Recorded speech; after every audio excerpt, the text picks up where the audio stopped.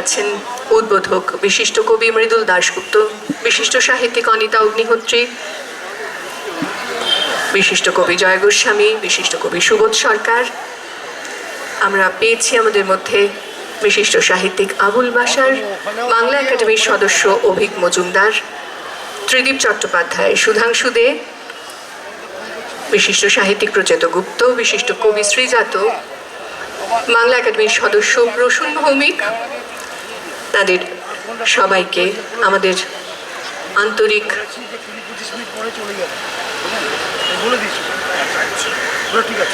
তুমি যখন যাবে আমাকে একটু ডেকে নিয়ে এসো, পরে চলে যাচ্ছি নক করো এখানে করছি তো।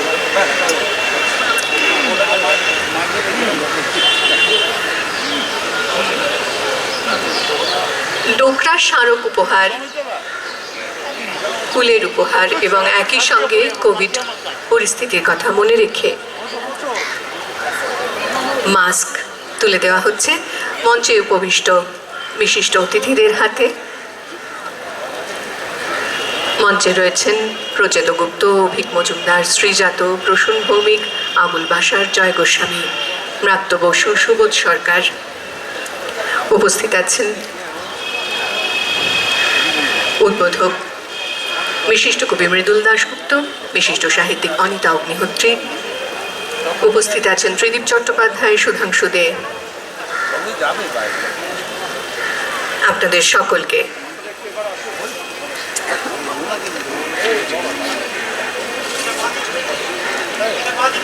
আরো একবার আন্তরিক স্বাগত জানাই। অতিথি বরণ পর্বের পর আমরা চলে যাব উদ্বোধনী সঙ্গীতের দিকে। উদ্বোধনী সঙ্গীত পরিবেশন করবেন শাহানা বাজপেয়ী। শাহানা বাজপেয়ীর সঙ্গে আজ আমরা মঞ্চে পাব সমন্তক সিনহাকে। তাদেরকে মঞ্চে আসতে অনুরোধ জানাবো।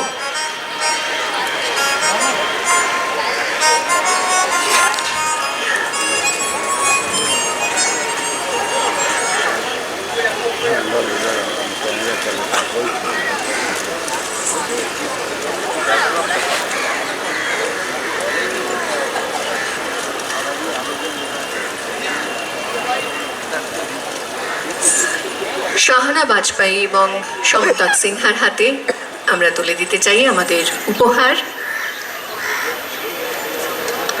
স্মারক এবং ফুল, সঙ্গে সুরক্ষা বিধি মেনে মাস্ক। এই মুহূর্তে আমরা যদিও কেউই মুখে মাস্ক পরে নেই, কিন্তু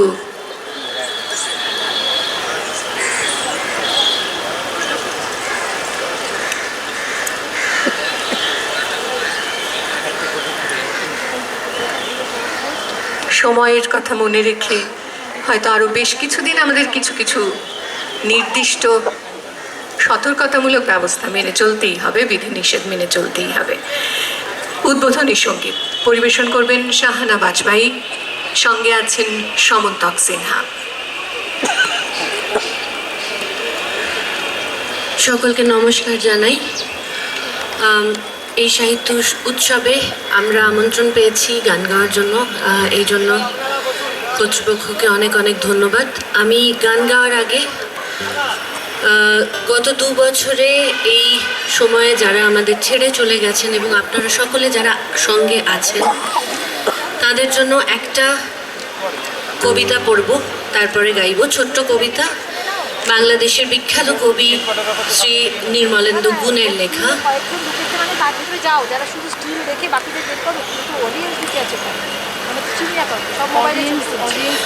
কবিতাটির নাম আমার বসন্ত, কবি নির্মলেন্দু গুণ। এ না হলে বসন্ত কিসের, দোলা চাই অভ্যন্তরে, মনের ভিতর জুড়ে আরো এক মনের মর্মর। পাতা ঝরা সচক্ষে সকর্ণে দেখা চাঁদ, জ্যোৎস্নাময় রাতের উল্লাসে কালো বিষ। এ না হলে বসন্ত কিসের? গাছের জরায়ু ছিঁড়ে বেরিয়েছে অপিচ্ছিল বোধ, ওর মুখে কুমারীর খুন, প্রসূতির প্রসন্ন প্রসূন, কণ্ঠ ভরে করি পান পরিপূর্ণ সে পাত্র বিষের, চাই পূর্ণ শিশিরে নির্ঘুম, এ না হলে বসন্ত কিসের।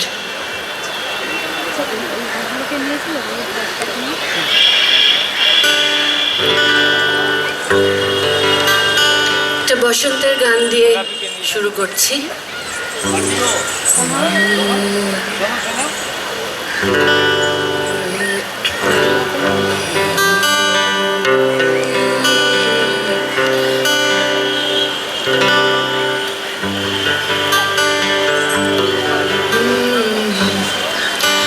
আকাশ আমায় ভরলো আলো, আকাশ আমি ভরবো গানে, সুরের আবির হানবো হাওয়ায়, নাচের আবির হাওয়ায় হানে, আকাশ আমায় ভরলো আলোয়, আকাশ আমি ভরবো গানে, সুরে আবির হানবো হাওয়ায়, নাচের আবির হাওয়ায় হানে, আকাশ আমায় ভরলো আলোয়।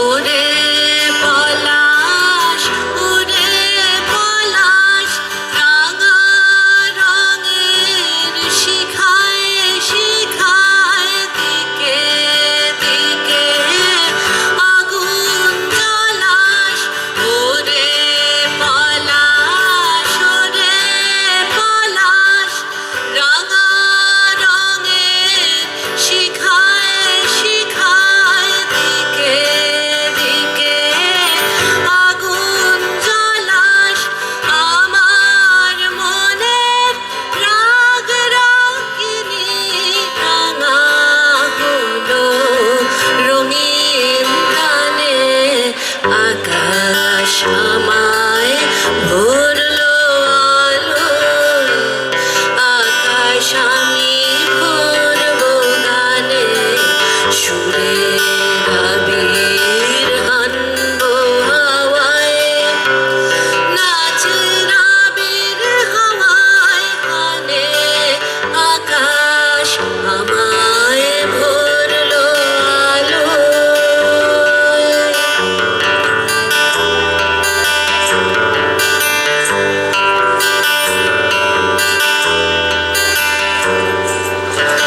দক্ষিণ হাওয়ায় কুসুম বনের বুকে, কাঁপন থামে না যে, নীল আকাশে সোনার আলোয়, কচি পাতার নূপুর বাজে, দক্ষিণ হাওয়ায় কুসুম বনের বুকের কাঁপন থামে না যে, নীল আকাশে সোনার আলোয়, কচি পাতার নূপুর বাজে, ওরে শিরিষ, ওরে শিরিষ, মৃদু হাসি অন্তরালে, গন্ধ জালে শূন্য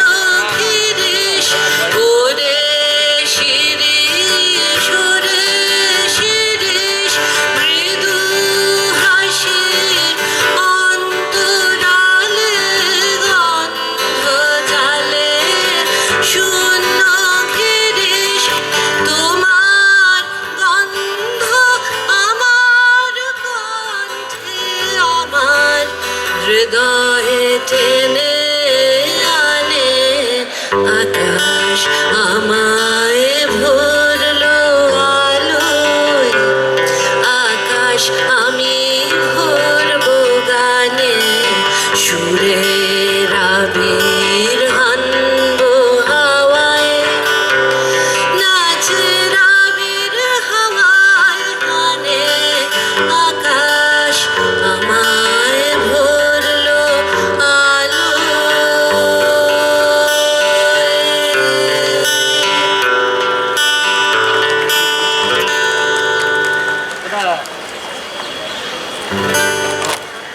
আমার পরের গান রবীন্দ্রনাথের আরেকটি গান, আমার খুব প্রিয় গান। আমি দেখছি অনেকেই গুনগুন করে গাইছেন, যদি সবাই একটু খোলা গলায় আমাদের সঙ্গে গলা মেলান তাহলে খুব ভালো লাগবে। একা একা গাইতে একদম ভালো লাগে না। Please join us and sing.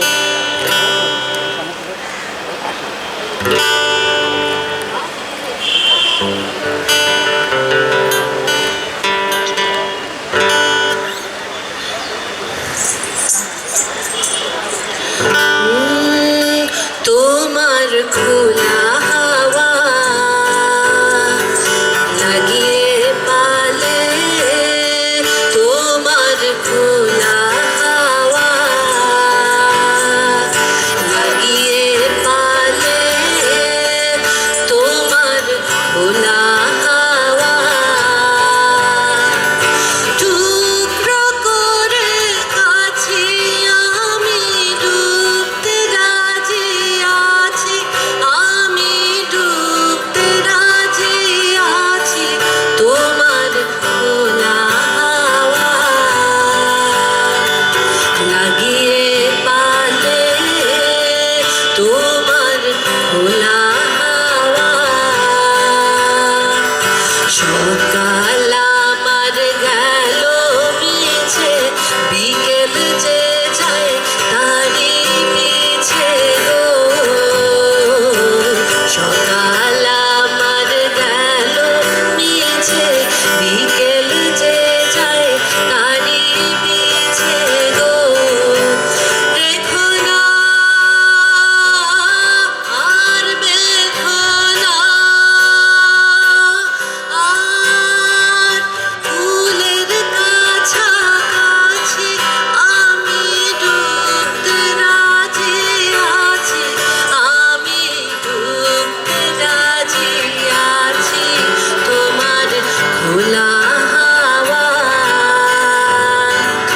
লাগিয়ে পালে, তোমার খোলা হাওয়া।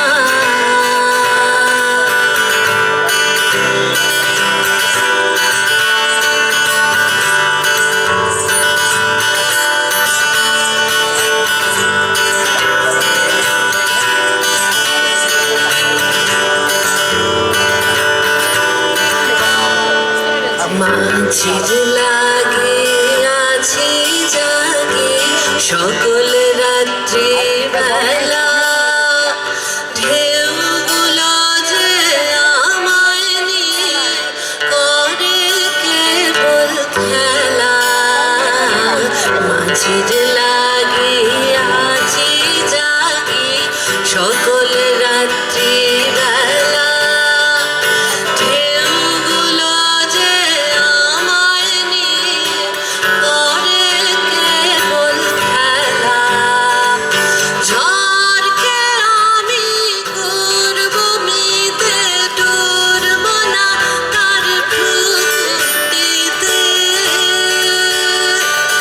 ঝড়কে আমি করব মিতে, ডুরব না তার ভ্রুকুটিতে।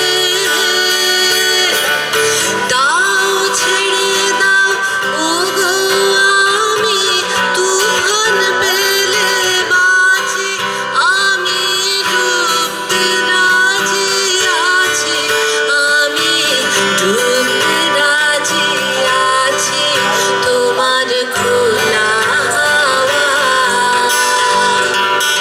লাগিয়ে পালে, তোমার খোলা হাওয়া টুকরো করে কাছে আমি ডুবতে রাজি আছি, আমি ডুবতে রাজি আছি, তোমার খোলা হাওয়া লাগিয়ে পালে, তোমার খোলা হাওয়া।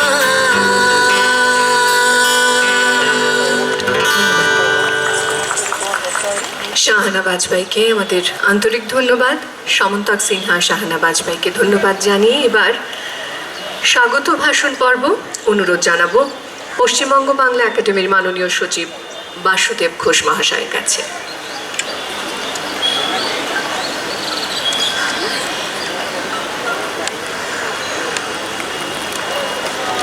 নমস্কার। পশ্চিমবঙ্গ সরকারের তথ্য ও সংস্কৃতি বিভাগের আয়োজনে মাননীয় মুখ্যমন্ত্রী মমতা বন্দ্যোপাধ্যায়ের উদ্যোগে আজকে সাহিত্য উৎসব ও লিটল ম্যাগাজিন মেলার শুভ উদ্বোধন। এই উদ্বোধনী অনুষ্ঠানে এখানে যারা সমবেত হয়েছেন তাদের সকলকে পশ্চিমবঙ্গ বাংলা একাডেমির পক্ষ থেকে এবং তথ্য সংস্কৃতি বিভাগের পক্ষ থেকে স্বাগত জানাই। আমি স্বাগত জানাই আজকের সভা মুখ্য তথা পশ্চিমবঙ্গ বাংলা একাডেমির সভাপতি মাননীয় বিদ্যালয় শিক্ষা উচ্চশিক্ষা বিভাগের মাননীয় মন্ত্রী শ্রী ব্রাত্য বসু মহাশয়কে। আমি স্বাগত জানাই আজকে আমাদের দুজন উদ্বোধক বিশিষ্ট কবি মৃদুল দাশগুপ্ত এবং বিশিষ্ট সাহিত্যিক অনিতা অগ্নিহোত্রীকে। আমি স্বাগত জানাই কবি জয় গোস্বামীকে, তিনি আমাদের বাংলা একাডেমির সম্মানীয় সদস্য এবং পশ্চিমবঙ্গ কাজী নজরুল ইসলাম একাডেমির সভাপতি। আমি স্বাগত জানাই কবি সুবোধ সরকার মহাশয়কে, তিনি আমাদের বাংলা একাডেমির সম্মানীয় সদস্য এবং কবিতা একাডেমির সভাপতি। স্বাগত জানাই বিশিষ্ট সাহিত্যিক আবুল বাশার মহাশয়কে, তিনিও আমাদের বাংলা একাডেমির সদস্য। আমাদের বাংলা একাডেমির অন্যান্য যে সদস্যরা উপস্থিত আছেন, কবি অভিক মজুমদার, তাকে আমি স্বাগত জানাই। স্বাগত জানাই বিশিষ্ট সাহিত্যিক প্রচেত গুপ্ত মহাশয়কে, তিনিও আমাদের বাংলা একাডেমির সদস্য। আমাদের বাংলা একাডেমির সম্মানীয় সদস্য কবি শ্রীজাত বন্দ্যোপাধ্যায়, তাকে স্বাগত জানাই।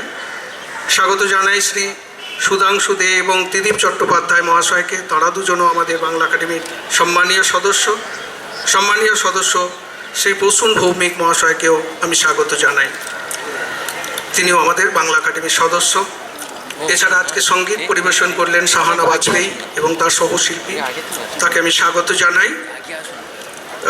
আজকে আমাদের কয়েকটি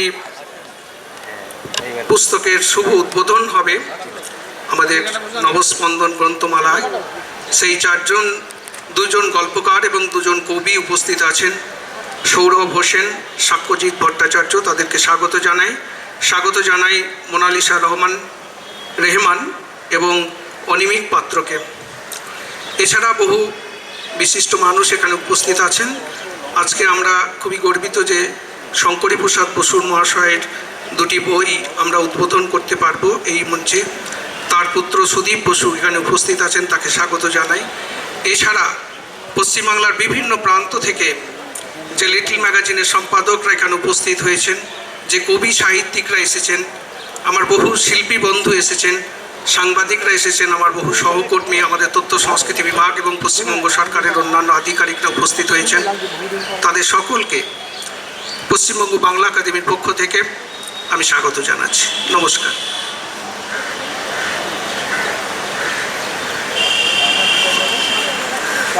আমরা মেলা উদ্বোধন পর্বের দিকে এবারে এগোবো। পুষ্পার্ঘ অর্পণের মধ্যে দিয়ে শুরু হতে চলেছে সাহিত্য উৎসব ও লিটল ম্যাগাজিন মেলা 2022। আমি অনুরোধ জানাবো কবি মৃদুল দাশগুপ্ত এবং সাহিত্যিক অনিতা অগ্নিহোত্রীকে এবং সমস্ত বিশিষ্টজন যারা উপস্থিত আছেন মঞ্চে, সবাই যদি আসেন। সামনে গিয়ে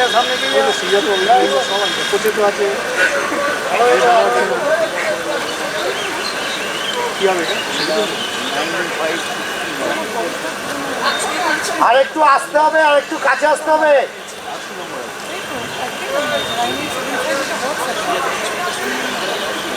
মাননীয় মন্ত্রী, উদ্বোধকদ্বয় এবং বাংলা একাডেমির মাননীয় সমস্ত সদস্য, বিশিষ্ট কবি সাহিত্যিক পুষ্পার্ঘ্য অর্পণ করে শুরু করলেন সাহিত্য উৎসব এবং লিটল ম্যাগাজিন মেলা 2022। আমরা একটু জোরে করতালি দিতে পারি কি? আজ থেকে শুরু হয়ে এই মেলা চলবে 27শে ফেব্রুয়ারি পর্যন্ত। এবার উদ্বোধকের কবিতা পাঠ অনুরোধ কবি মৃদুল দাশগুপ্তর কাছে।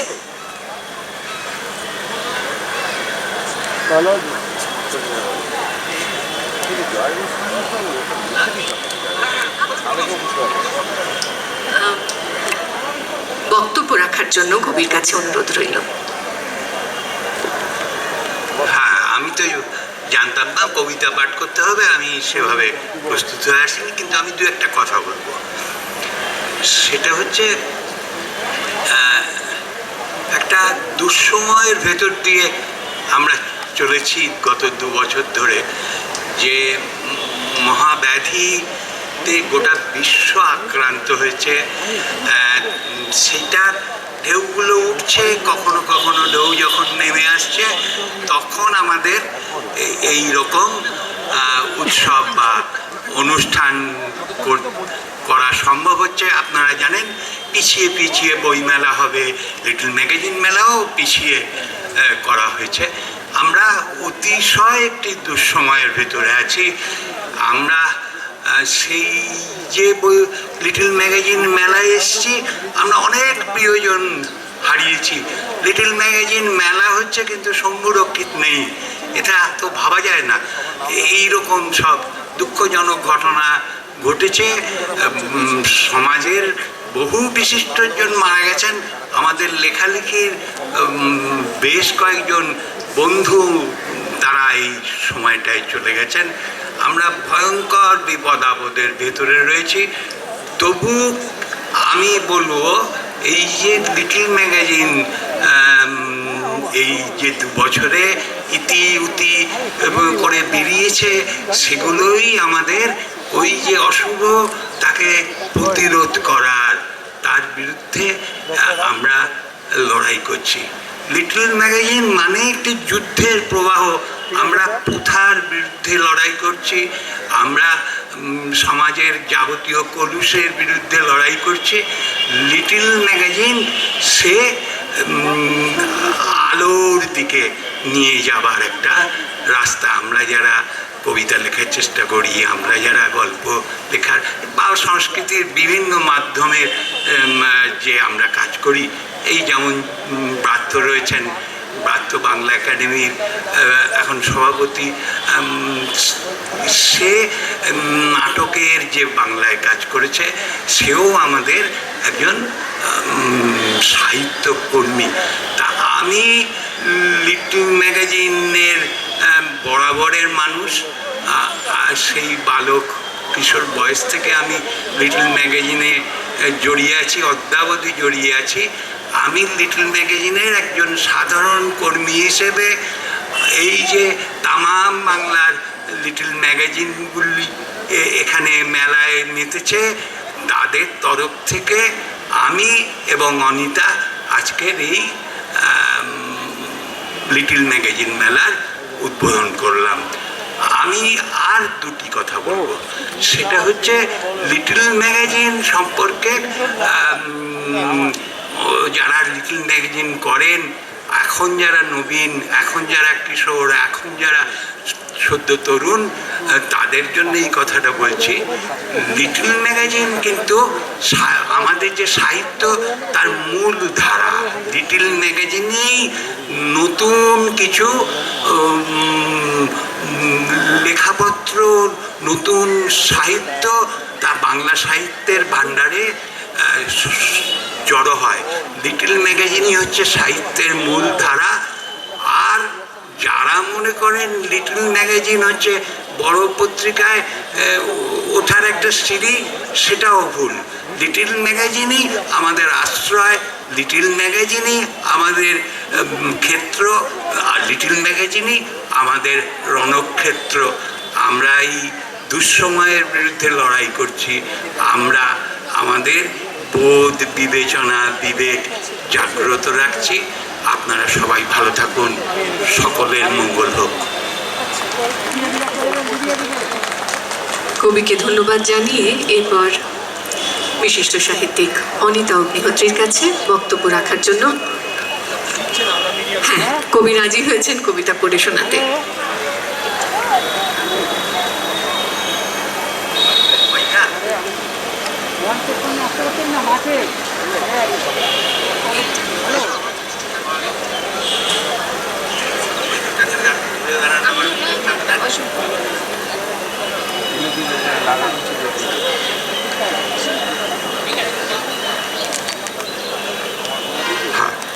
আগুনের অবাক ফোয়ারা বইটি থেকে আমি প্রথম কবিতাটি পড়ছি। এতে 1-2 করে 100টি কবিতা আছে, কোনো কবিতারই নাম নেই। এটাই আমার এ পর্যন্ত লেখা শেষ বই প্রকাশিত। এটা ওই করোনার ভেতরে প্রকাশিত হয়েছে বছর 1.5 আগে, কিন্তু কবিতাগুলো করোনার জাস্ট পূর্বকালে লেখা। আমি ও কবিতাখানি মুখোমুখি বসে আছি, আমাদের উভয়ের কথোপকথনে ভাবে রাত্রি থাকি থাকি, মদিরার ঢেউ দেয় বঙ্গোপসাগর, থামে চন্দ্র তারাদল, নাটকীয় কত কিছু ঘটে যায় গগনে গগনে, আবছা বাতাস এসে আমাদের টেনে নেয়, বিনা ঝড়ে ওড়ে এই ঘর। সেগুন মঞ্জরি ঝরে গোপন কাঠের ভীরু মোহময় আবরণ থেকে, উল্কার আলো লেগে সচকিত লোহা যেন জ্বলে, শীতের কুয়াশা দেয় আমাদের ধীরে ধীরে নীল রঙে ঢেকে। এ কবিতা মৃদুলের প্রভাতে গুঞ্জনরত শিশুগণ বলে।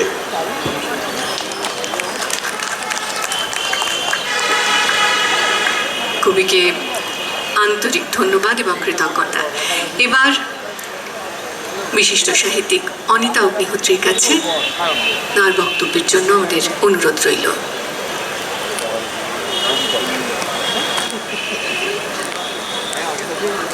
আচ্ছা, ঠিক আছে, এটাই বলি।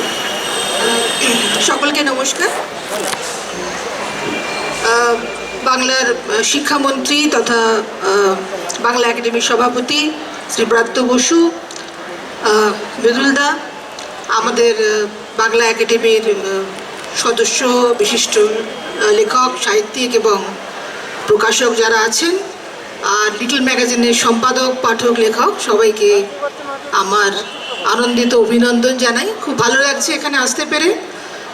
আর কেবল পার্বণ বা সম্মিলনই নয়, বলা যায় যে ভাষা সাহিত্য আন্দোলনের একটা খুব বড় মঞ্চ এটা, এবং এটা নন্দনে হচ্ছে, কলকাতা হৃদয়স্থলে বসে হচ্ছে। এটা আরও ভালো। গত 2 বছর খুব কঠিন সময় গেছে, মৃদুলদা এই কথা বললেন। আমাকে থাকতে হয়েছে বাংলার বাইরে অনেকটা সময়, একদমই মৃত্যুর ছায়ায় বসে, এবং সেই সময়ে লিটল ম্যাগাজিনের সম্পাদকরা আমার দিকে যে হাত বাড়িয়ে দিয়েছিলেন লেখা চেয়ে, অনলাইন অনুষ্ঠান করে, সেটা আমার কত বড় যে সম্বল ছিল, সহায় ছিল, সেটা আমি এখন বলে বোঝাতে পারি না। আমার অনেক সম্পাদক আছেন, কয়েকজন লিটল ম্যাগাজিন সম্পাদক আমার প্রকাশকও বটে। তাদের সঙ্গে আমার একটা মধুর সম্পর্ক, আবার মাঝে মাঝে অম্লমধুর কলহ বিবাদই হয়, কিন্তু হয় কারণ এই যে গণতান্ত্রিক পরিসরটা, এটা লিটল ম্যাগাজিনের মঞ্চে এটা আছে, সেই জন্যে তাদের সঙ্গে কখনো বিবাদ হলেও সেটা মনোমালিন্য হয় না। আমি 2-1টি কথা বলি। একটা হচ্ছে যে গত 20 বছরে লিটল ম্যাগাজিনের নির্মাণ, তাদের কন্টেন্ট, সব কিছুর একটা খুব বড় একটা উন্নতি হয়েছে। এত সুন্দর লিটল ম্যাগাজিন সব তাকিয়ে দেখতে হয়, সংগ্রহ করে রাখতে হয়, এটা আমাদের পক্ষে খুব বড় একটা গর্বের কথা। এবং এই কাজটা কিন্তু একদল মানুষ বাংলার নানা জেলায় বসে বা কেউ কলকাতা শহরে বসে নিঃশব্দে করে চলেছেন, কারো মুখাপেক্ষী না হয়ে। এটা খুব একটা বড় জিনিস বাংলার, এবং আমিও এর লেখক হিসেবে এদের শরিক হয়েছি, এদের কাজকর্মের। এটা খুব ভালো লাগছে ভাবতে। তবে লেখা তো দিয়েছি, শুধু সেটুকুই হয়তো যথেষ্ট নয়। একটা সময় ছিল যখন বাংলার লোকশিল্পের পরিবর্তনশীল রূপকে ধরে রাখার জন্য কিছু কাজের কথা ভেবেছিলাম। এখন আমার মনে হচ্ছে এই যে লিটল ম্যাগাজিনের পরিবর্তিত হতে যাওয়ার চেহারা, নানা রকম ম্যাগাজিন যাদের মধ্যে আছে জেলার সংস্কৃতি, ভাষা, অনেক কিছু, সেগুলিকে যদি কোনোভাবে আমরা সংরক্ষণ করতে পারতাম, যদি আমরা, এটা জাস্ট আমার মনে হয়েছে, আমি জানি না হয়তো অনেক জেলায় এটা আছে, যে জেলা লাইব্রেরির গ্রন্থাগারের অংশ হিসেবে লিটল ম্যাগাজিনের একটা লাইব্রেরি, এটা অবশ্য আমার মৌলিক ভাবনা নয়, এটা আমার লিটল ম্যাগাজিন সম্পাদক বন্ধুদেরই ভাবনা। তো সেটা হলে খুব ভালো হতো এবং বাংলা একাডেমিতে বহু বিশিষ্ট লেখক আছেন। আমার আশা যে তাদের সঙ্গে লিটল ম্যাগাজিন সবাই সম্পাদকরা মিলে এ বিষয়ে একটা কিছু করতে পারবেন। এইটুকুই আমার বক্তব্য।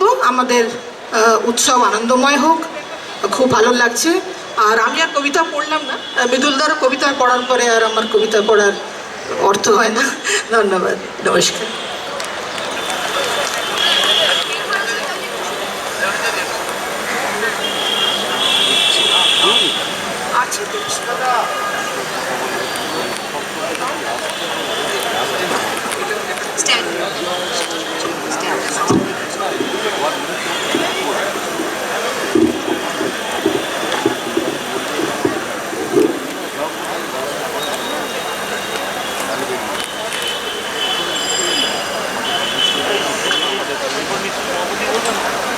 আমার এই নতুন কবিতার বইতে অনেক কবিতা আছে, ছোট ছোট কবিতা।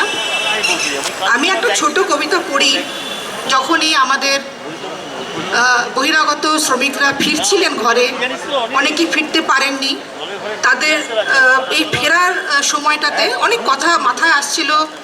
এই আমাদের যখন স্বাধীনতার সময় যে মানুষের চলাচল সীমান্ত ডিঙিয়ে, তারপরে অনেক দিন পরে আবার মানুষের এইভাবে ঘরের সন্ধানে হাঁটা। একটা ছোট কবিতা পড়ি, এটার নাম হচ্ছে পথ, গদ্য কবিতা। ফুরো না কেন পথ, তুমি জানো খিদে তেষ্টা পাকে পাকে জড়িয়ে রয়েছে প্রত্যেক শিলায়, ঘাসে রোদে। তুমি বোঝো মানুষেরা ছুড়ে দেওয়া খাবার চায় না, চায় মায়া।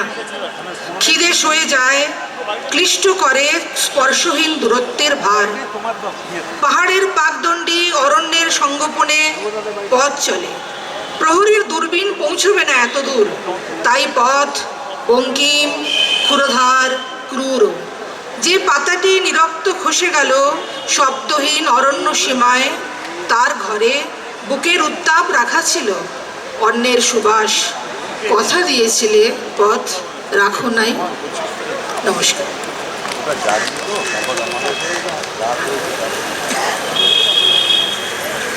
ধন্যবাদ জানিয়ে এবার বক্তব্য রাখার জন্য অনুরোধ জানাবো বিশিষ্ট কবি জয় গোস্বামীর কাছে।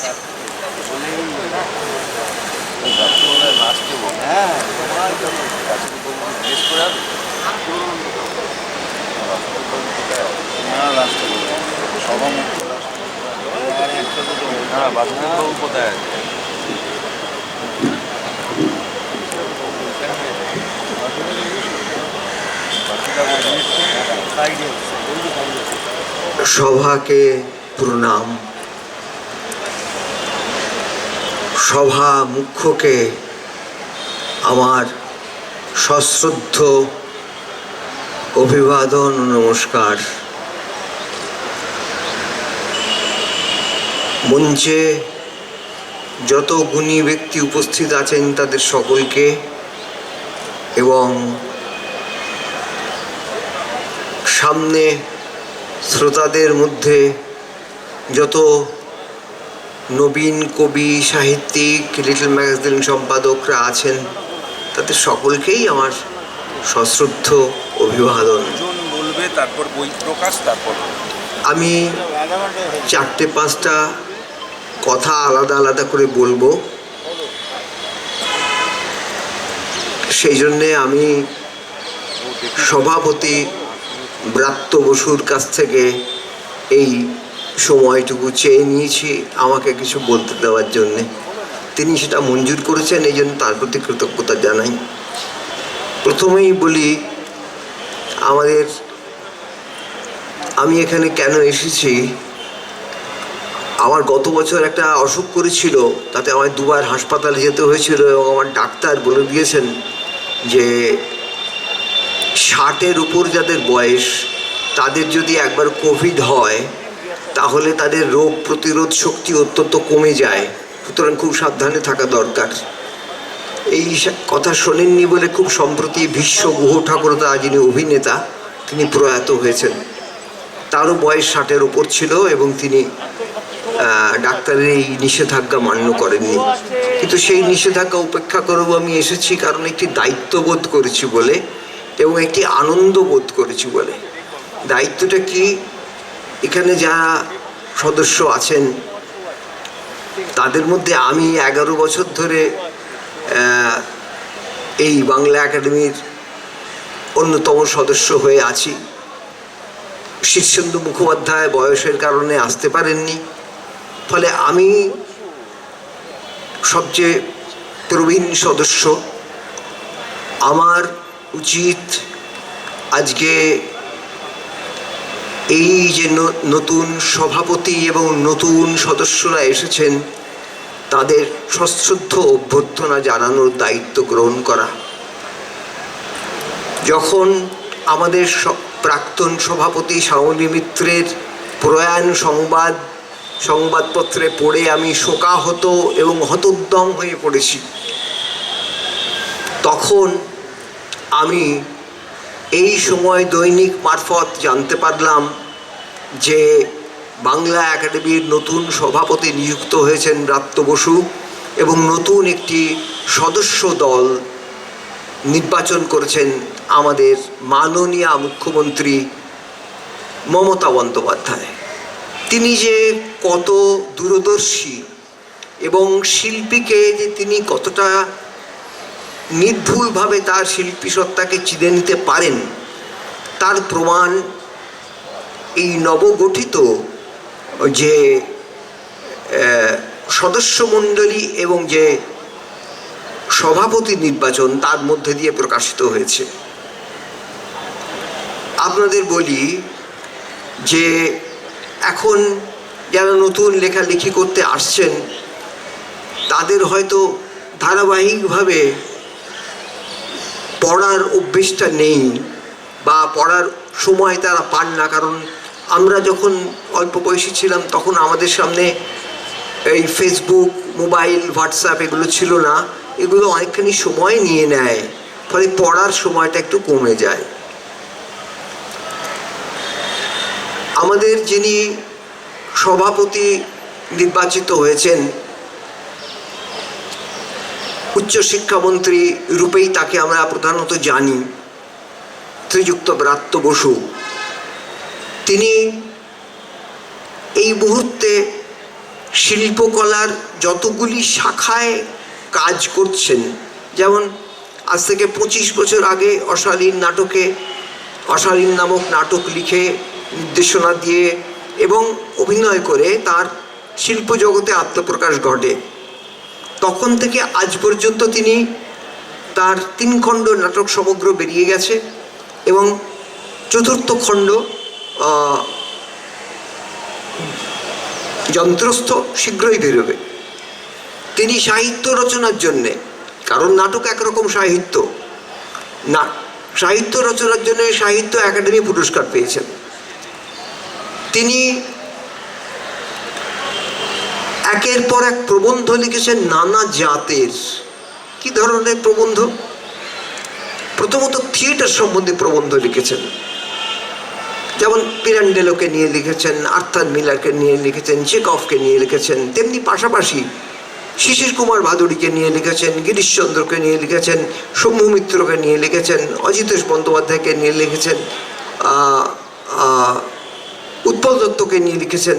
শিশির ভাদুড়িকে নিয়ে লিখবার সময় তিনি তার পাশে স্যার লরেন্স অলিভিয়ারকে সমান্তরালে স্থাপন করে এগিয়ে গেছেন তার থিয়েটার সম্পর্কিত প্রবন্ধে। কিন্তু সেখানেই তিনি থেমে থাকেননি। তিনি তার বাল্য, কৈশোর, যৌবনের স্মৃতি নিয়ে কিছু স্মৃতিচারণমূলক গদ্য রচনা লিখেছেন, যেগুলো দেশ পাবলিশিং প্রকাশিত গদ্য সমগ্রে পাওয়া যায়। এটা আরেক ধরনের রচনা, সাহিত্য রচনা। তার সঙ্গে তার যে ধ্রুপদী বিন্যাসের প্রবন্ধ রচনা, তার মিল পাওয়া যাবে না, তা অন্য ধরনের গদ্য। তারপর তিনি 20 শতাব্দীর আন্তর্জাতিক বিভিন্ন দেশের কবিদের নিয়ে একটি গ্রন্থ রচনা করেছেন, যার নাম বেরিন তরঙ্গের নিজল মুক্তা প্রবাল। এবং সেই সমস্ত কবিদের সঙ্গে তিনি বাংলার মানুষকে ঘনিষ্ঠভাবে পরিচয় করে দিয়েছে। তার মধ্যে আরবের কবিও আছেন, তার মধ্যে চীনের কবিও আছেন, মানে 10 জন কবির অন্তর্মহল তিনি প্রকাশ করেছেন এবং তাদের কবিতার অনুবাদও তার সঙ্গে যুক্ত করেছেন। অত্যন্ত কি বলবো, কবিদের পক্ষে অত্যন্ত প্রয়োজনীয় এই বই পাঠ করা বলে আমি মনে করি, আমার কাছে অন্তত প্রয়োজনীয়। আমি ওই বই পড়ে অনেক শিখতে পেরেছি। তাছাড়া তিনি সম্প্রতি একগুচ্ছ কবিতা লিখেছেন, যে কবিতা পড়ে আমি মুগ্ধ হয়েছি। থিয়েটার নিয়ে এত স্রোতের মতো একগুচ্ছ কবিতা বাংলায় কখনো লেখা হয়েছে বলে আমি জানি না। কেবল থিয়েটারকে বিষয়বস্তু করে এইরকম কবিতা তিনি লিখেছেন। তার মধ্যে যেমন শিশির কুমার আছেন, শম্ভু মিত্র আছেন, অজিতেশ আছেন, উৎপল দত্ত আছেন, তেমনি প্রম্পটার যে কখনো স্টেজে ঢোকে না, স্টেজের বাইরে থেকে কেউ ধরিয়ে দেয় অভিনেতাকে বই হাতে করে, সেই প্রম্পটারকে নিয়ে কবিতাও আছে। অর্থাৎ তিনি কবিতার রাজ্যেও পদার্পণ করেছেন। তিনি চলচ্চিত্র নির্মাণ করেছেন, পরিচালনা করেছেন, তিনি মঞ্চে অভিনয় করেছেন, মঞ্চে নির্দেশনা দিয়েছেন, এবং তিনি চলচ্চিত্র পরিচালনার জন্য একটা কবি সুবোধ সরকার তার একটি লেখায় প্রকাশ করেন। তার সেই সূত্রে আমি জানতে পারি তিনি আন্তর্জাতিক একটি চলচ্চিত্র সম্মেলনে গৌতম বুদ্ধ পুরস্কার লাভ করে তার ডিকশনারি চলচ্চিত্র। সম্প্রতি তিনি উপন্যাসও লিখছেন এবং সেই উপন্যাসে প্রত্যেকটি সংখ্যা পড়ে আমি অন্তত 19 শতাব্দী থেকে এখন পর্যন্ত এই যে বাংলা থিয়েটারের যে একটা গতি প্রকৃতি, সেইটাকে ইতিহাস হিসেবে নয়, উপন্যাস হিসেবে এক একটা চরিত্রকে আলাদা করে জানতে পারছি। অর্থাৎ এত বিভিন্ন ধরনের শিল্পকলার শাখায় সমকালীন ভারতবর্ষে আর কোনো শিল্প ব্যক্তিত্ব কাজ করছেন না। তিনি আমাদের বাংলা একাডেমির প্রধান হয়ে তিনি এসেছেন। এটা আমাদের পক্ষে অত্যন্ত উৎসাহের এবং আমার হতোদ্যম অবস্থা কাটানোর পক্ষে অত্যন্ত জরুরি বিষয়। এরপর আমি বলবো, আমাদের এই বাংলা একাডেমির যে সদস্যবৃন্দ এসেছেন, তাদের মধ্যে এসেছেন আন্তর্জাতিক খ্যাতিসম্পন্ন কবি শ্রী সুবোধ সরকার। সুবোধ সরকার যে পশ্চিমবঙ্গ রাজ্য স্থাপিত কবিতা একাডেমির প্রধান এবং তিনি যে কেন্দ্রীয় সরকারের সাহিত্য একাডেমির পূর্বাঞ্চলীয় প্রধান, সে কথা সকলেই জানেন। আমি বলতে চাইছি, যেটা অনেকেই হয়তো সুবোধ সরকার সম্পর্কে জানেন না, যে সুবোধ সরকার এমন একটি কতগুলো এমন বিশেষ গৌরবের দ্বারা বাংলা কবিতাকে চিহ্নিত করেছেন। যেমন তিনি গ্রিসে, রোমে, তাইওয়ানে, আমেরিকায়, ইংল্যান্ডে, এরকম আরও আমার সব দেশে ওটা কথা মনে পড়ছে না, বাংলা কবিতার জয় পতাকাকে উড্ডীন করেছেন। এসব জায়গায় তিনি বাংলা কবিতার প্রতিনিধিত্ব করেছেন। তিনি বিশ্ববিখ্যাত কবি অ্যালেন গিন্সবার্গের, যিনি বিট কবি, তার ব্যক্তিগত স্নেহ সান্নিধ্য লাভ করেছেন এবং প্রখ্যাত আইওয়া বিশ্ববিদ্যালয়ে তিনি অতিথি অধ্যাপক হিসেবে আমন্ত্রণ পেয়ে সেখানে কবিতা বিষয়ে পড়াতে গিয়ে সেখানে গিয়ে কবিতার অধ্যাপনা করেছেন।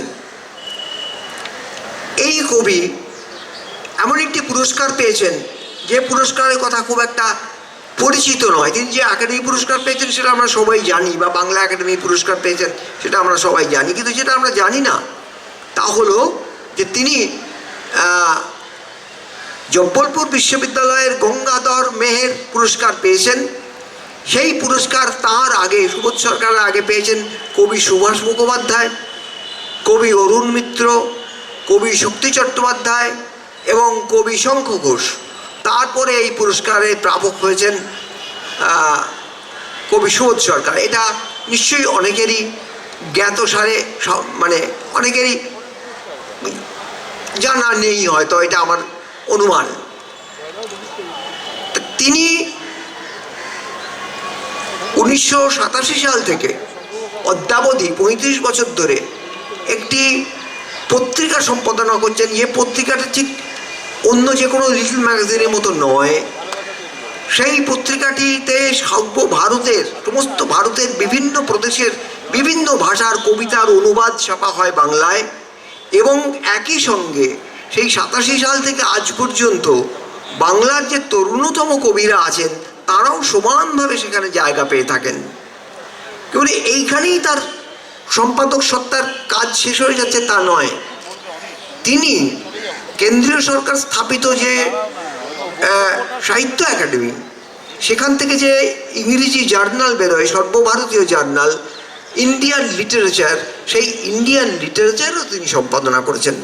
অর্থাৎ এইরকম একজন কবি ব্যক্তিত্ব যিনি আন্তর্জাতিক এবং সর্বভারতীয় কবিতা এবং সাহিত্য সম্পর্কে, শুধু কবিতা নয় সাহিত্য সম্পর্কে এইরকমভাবে সম্পাদনা শক্তি সম্পন্ন এবং অনুবাদের ক্ষমতা সম্পন্ন এবং এই বিশ্ব কবিতা এবং সর্বভারতীয় কবিতা সম্পর্কে জ্ঞান সম্পন্ন একজন কবিকে আমরা এই সদস্যদের মধ্যে পেয়েছি। আরেকজন কবি, তিনি তরুণ, তিনি এইখানে যুক্ত হয়েছেন, তার নাম শ্রীজাত।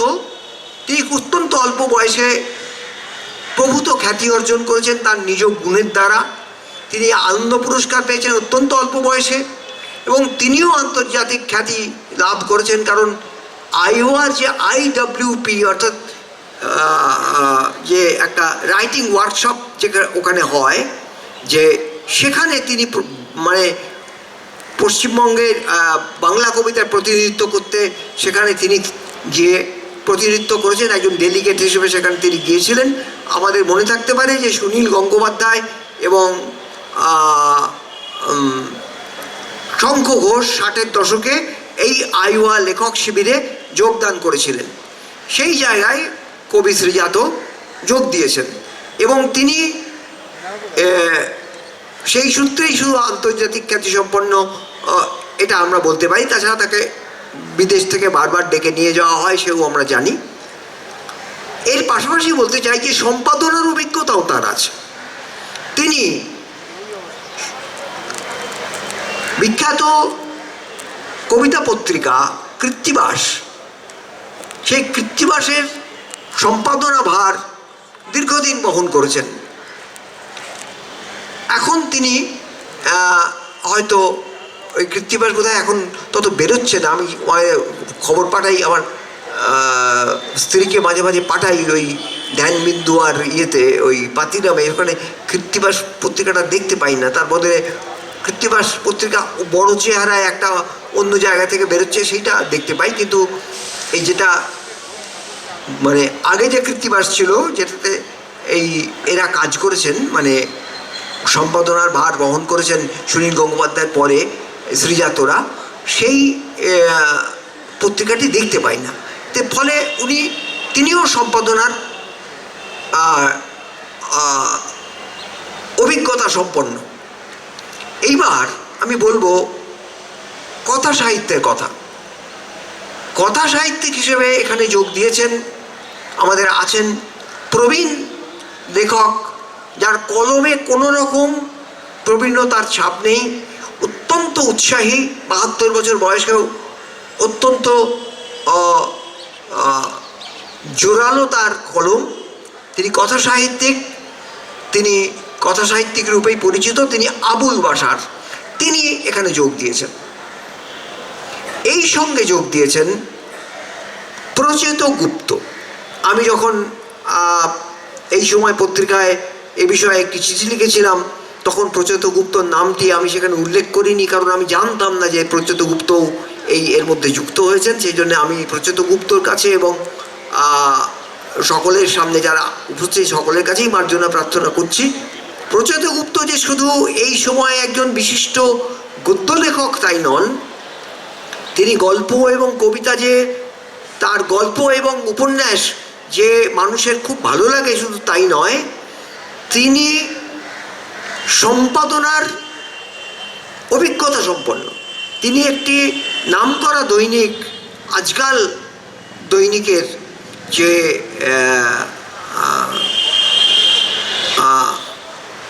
রবিবাসরীয় বিভাগ, সেই রবিবাসরীয় বিভাগ তিনি সম্পাদনা করেন। অর্থাৎ নবীনরা যে প্রবন্ধ নিবন্ধ লিখছেন এবং যা যা বই বেরোচ্ছে সেই সম্পর্কে তিনি অবহিত, এবং তারা যা গল্প লিখছেন এবং নবীন গল্পকাররা সে সম্পর্কেও প্রচেতগুপ্ত অভিহিত। অর্থাৎ আমি এখনো পর্যন্ত যাদের নাম করলাম তাদের মধ্যে প্রায় প্রত্যেকেই একই সঙ্গে রচনার সঙ্গে যেমন যুক্ত, তেমন সম্পাদনা কর্মের সঙ্গেও যুক্ত। এই রকম মানে শক্তিশালী একটি সদস্য সম্মেলন ইতিপূর্বে বাংলা একাডেমিতে তৈরি হয়ে ওঠেনি।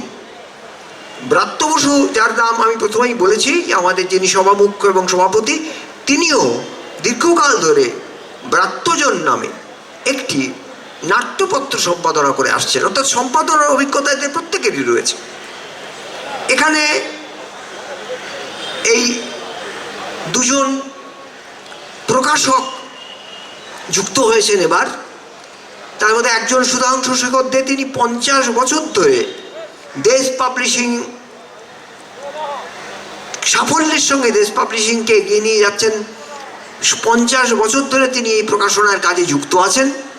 তার অভিজ্ঞতা নিশ্চয়ই এই নতুন যে কমিটি তৈরি হলো, যে সদস্যবৃন্দ এলেন, বাংলা একাডেমির ধমনীতে নতুন রক্তস্রোত প্রবাহিত করবে। এই সঙ্গে আছেন ত্রিদীপ চট্টোপাধ্যায়। এই ত্রিদীপ চট্টোপাধ্যায় এবং সুধাংশু শেখর দে, এরা দুজন কিন্তু পাবলিশার্স এবং বুক সেলার্স গিল্ডেরও কর্ণধার, এবং এরা কিন্তু বইমেলা পরিচালনা করে আসছেন দীর্ঘদিন ধরে। এবং সম্পাদনার অভিজ্ঞতা ত্রিদীপ চট্টোপাধ্যায়েরও আছে। তিনি কিশোর ভারতী নামক পত্রিকার সম্পাদনার সঙ্গে তিনি যুক্ত। তার সঙ্গে তিনি নিজেও গল্প রচনা করেন। তা আমি বলতে চাইছি, এই যে নতুন কমিটি তৈরি হলো, এই যে নতুন সদস্যরা এলেন, এদের আমার সশ্রদ্ধ অভ্যর্থনা জানানোর জন্য এবং এদের প্রসঙ্গে বিস্তারিত আপনাদের কাছে জানানোর জন্য আমার ডাক্তারের নিষেধ উপেক্ষা করো এখানে আসার প্রয়োজন ছিল। আমি সেই জন্যেই এসেছি। এবং আরও একটা কথা আপনাদের, যেটা আপনাদের জানা নেই, আপনারা জানেন না, এমনকি যে নতুন সদস্যরা এসেছেন তারাও জানেন না, আমি বলতে চাই, সেটা হলো যে গত এপ্রিল মাসের পর থেকে মে, জুন, জুলাই, আগস্ট, সেপ্টেম্বর, অক্টোবর, নভেম্বর, ডিসেম্বর, জানুয়ারি, এই 9 মাস আমি কিন্তু বাংলা একাডেমির একটি বৈঠকেও উপস্থিত হতে পারিনি স্বাস্থ্যের কারণে। কবি এবং অধ্যাপক ও অনুবাদক অভিক মজুমদার, কবি ও সম্পাদক বিজল্প পত্রিকার সম্পাদক প্রসূন ভৌমিক, আমাদের সচিব বাসুদেব ঘোষ এবং নাট্য ব্যক্তিত্ব অর্পিতা ঘোষ, এরা এই কদিন ধরে, এই কয়েক মাস ধরে ভার বহন করে গেছেন। বাংলা একাডেমির প্রতিটি মিটিংয়ে দায়িত্ব তারা বহন করেছেন। আমি কিন্তু উপস্থিত হতে পারিনি, মানে 9 মাস আমি উপস্থিত হইনি, এটা আপনারা নিশ্চয়ই জানতেন না।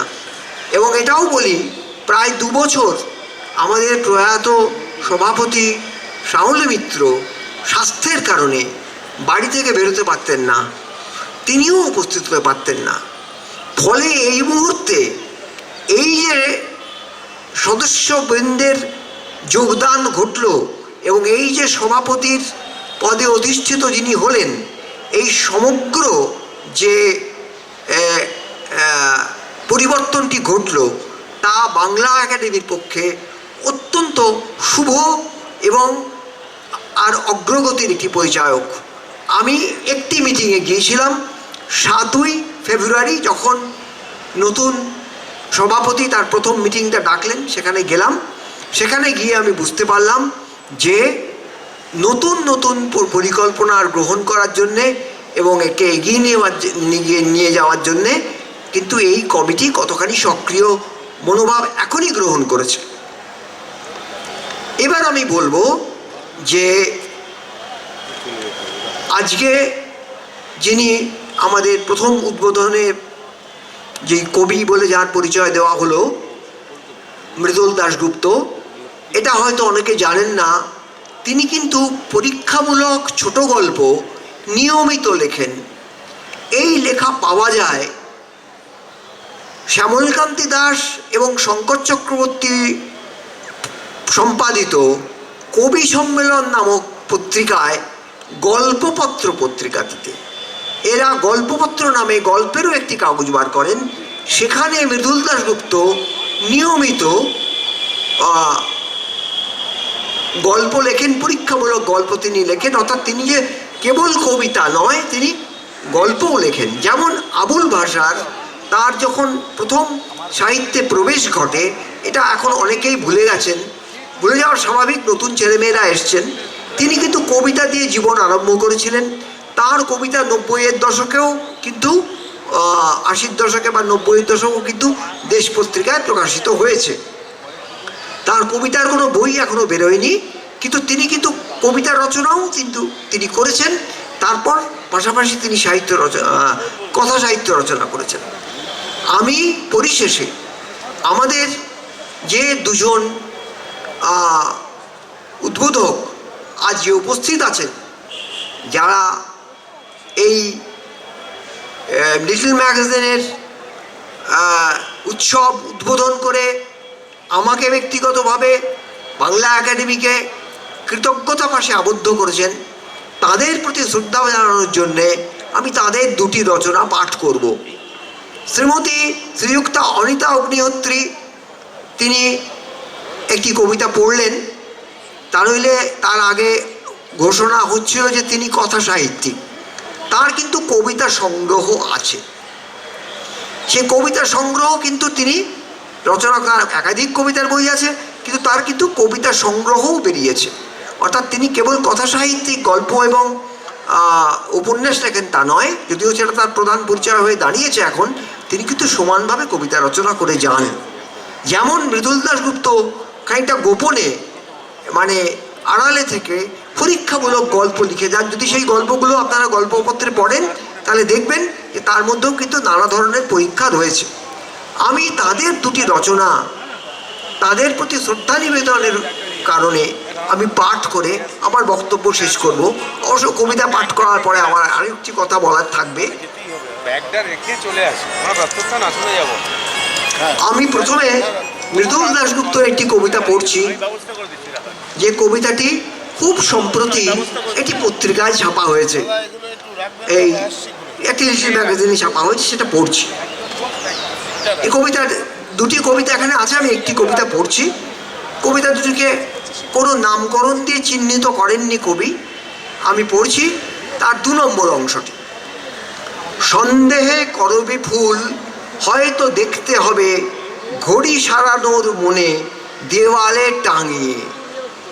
এ বাদে ভিতর দিকে 13 ভাঁজে নিজের নামটি লিখে 500 টাকার নোট 2 বার ভাঙিয়ে তোমার বাড়িতে যেতে স্থলভাগে হয়তো চড়তে হবে একটি জাহাজে। লোহা তামা পিতলের আসবে তেমন দিন, ধাতবের বায়বীয় স্রোতে। তুমি তো সাঁতারে যাবে, পড়বে মুখেও আলো, সেই ঝিলমিলে হাবুডুবু খাবো বড়, পারবো না আমি পার হতে। তখন বাড়াবে হাত পৃথিবী আমার দিকে চুক্তির টেবিলে। এরপর আমি অনিতা অগ্নিহোত্রীর একটি কবিতা পড়ছি, কবিতাটির নাম বাসন্তীর পথে। বাসন্তী নামে একটি গ্রাম আছে, আপনারা নিশ্চয়ই জানেন। একটি ছোট বাচ্চা শিশু কন্যাকে নিয়ে মা বাপের বাড়ি যাচ্ছে, এইটি হলো সেই কবিতার বিষয়। এই কবিতার বিষয় আমি একসময় আলোচনা করেছিলাম, সেটা কোনো গুরুত্বপূর্ণ আলোচনা নয়, কারণ সেটা অনিতা অগ্নিহোত্রীর কবিতা যত উচ্চস্তরের, আমার আলোচনা সেই উচ্চস্তরে পৌঁছয়নি। তবু আমি সেই কবিতাটি আমার ভালো লাগে বলে আপনাদের সামনে পড়ে শোনাচ্ছি, অত্যন্ত কুণ্ঠিত এবং কুণ্ঠা এবং মার্জনা সহকারে।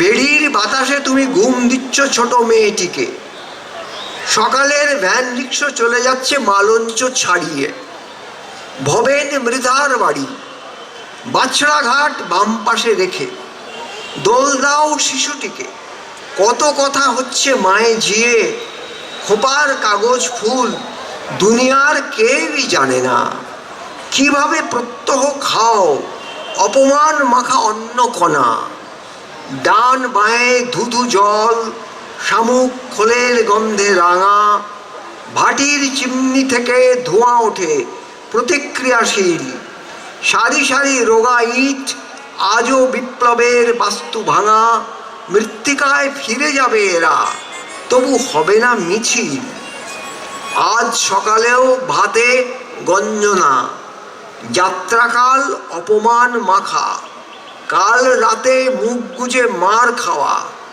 বাইক দেয়নি বাপ বাকি আছে পণের টাকাও, আজ চলে যাচ্ছে কাল মুখ বুজে ফিরতেই হবে, ন্যাড়া মাথা ক্ষুদ্র শিশু একাকার ঘাম ও কাজলে, সে তোমাকে হাসি দেয়, গালে তাকে চুমা দাও তুমি, ছুঁয়ো না আড়ার দড়ি, বিষ বড়ি ফেলো কেরোসিন, শিশু বলে, তাকে দেখে বল পাও ছাদ আর পা রাখার জমি, মা মেয়েকে ঘুম দিচ্ছে, তাড়াতাড়ি বেড়ে ওঠ সোনা, ছাপিয়ে বাপের কাঁধ বল আমি মারতে দেব না, আমার কলিজা ভরে জান দিস সাহস বাঁচার, পড়ে পড়ে মার খাওয়া রক্তে ঢুকছে তোর মার, ভেড়ির বাতাসে তুমি দোল দিচ্ছ ছোট মেয়েটিকে, খোপায় কাগজ ফুল, শীত রৌদ্রে বাড়ি যাচ্ছ বাড়ি, শ্বশুরের ঘর থেকে বাপের উঠোন কোন দিকে, ভবেন মৃধার চোখে ঘুম নাই ছেড়ে যাচ্ছে নারী, কতদিন থাকবে মেয়ে যদি বলে আর ফিরবো না, ও মেয়ে প্রসব করো এইবার নিজের ঠিকানা। আমি আমার বক্তব্য শেষ করার আগে শুধু একটি বাক্য বলবো। আমাদের উদ্বোধক মৃদুল দাশগুপ্ত প্রথমে এই সাহিত্য চর্চাকে, লিটল ম্যাগাজিনের সাহিত্য চর্চাকে বা কবিতা রচনা বা যে ধরনের সাহিত্য রচনা করা হয় একে রণক্ষেত্র বলে অভিহিত করেছেন। আমি বিনীতভাবে জানাই আমি তেমন কিছু সাহিত্য রচনা করতে পারিনি, কিন্তু আমি সাহিত্য মন দিয়ে পড়ি। আমার লেখার চেষ্টা এবং কবিতা পড়ার চেষ্টা কোনো কাগজ ভিত্তিক নয়, কোনো পত্রিকা ভিত্তিক নয়। আমার রচনার পাঠ আমি যা বোঝার চেষ্টা করি তার শব্দ থেকে আহৃত, শব্দ কি বলছে আমি তাই বোঝার চেষ্টা করি। লেখকের আমার কাছে শেষ পরিচয় তার শব্দ। একটি সিনেমার কাগজে প্রসাদ মহাশ্বেতা দেবী লিখেছিলেন 1084 মা উপন্যাসটি 1971 সালে। এইবার আমার বক্তব্য, আমি ওই সিনেমার পত্রিকাটি দেখব না আমি দেখব মহাশ্বেতাদির রচনাটি। আমি সেই রচনাটিই দেখেছি। আমার কাছে সাহিত্য রচনা এবং সাহিত্য পাঠ, সাহিত্য চর্চা ভালোবাসার অঙ্গনের প্রসারণ, রণক্ষেত্র নয়। নমস্কার।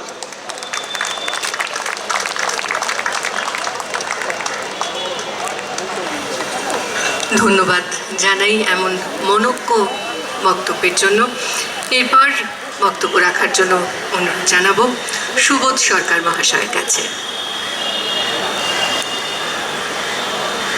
আজকের অনুষ্ঠানের সভামুখ্য সিকিউরিটি যে সামনে যে পুলিশ গুম ছোট ঘরটা প্রখ্যাত নাট্যকার মাননীয় শিক্ষামন্ত্রী ব্রাত্য বসু, আমাদের দুজন উদ্বোধক কবি মৃদুল দাশগুপ্ত এবং কবি ও সাহিত্যিক অনিতা অগ্নিহোত্রী,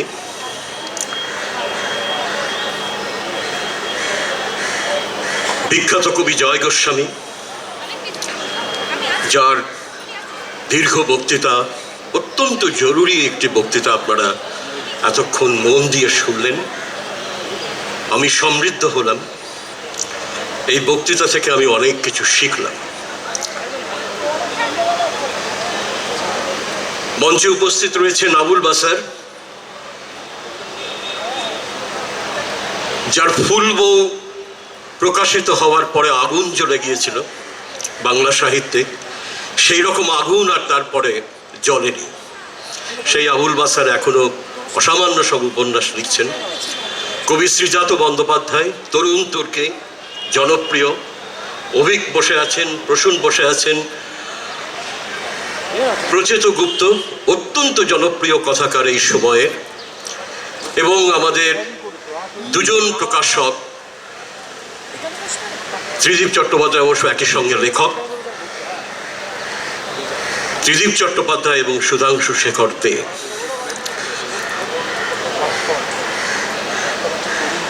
আমার একটি কথা বলার আছে, সেই কথাটি বলেই আমার বক্তৃতা শেষ করব। এই যে কাকদ্বীপ থেকে কোচবিহার, সুন্দরবন থেকে পুরুলিয়া এবং আরো বড় ভূখণ্ড,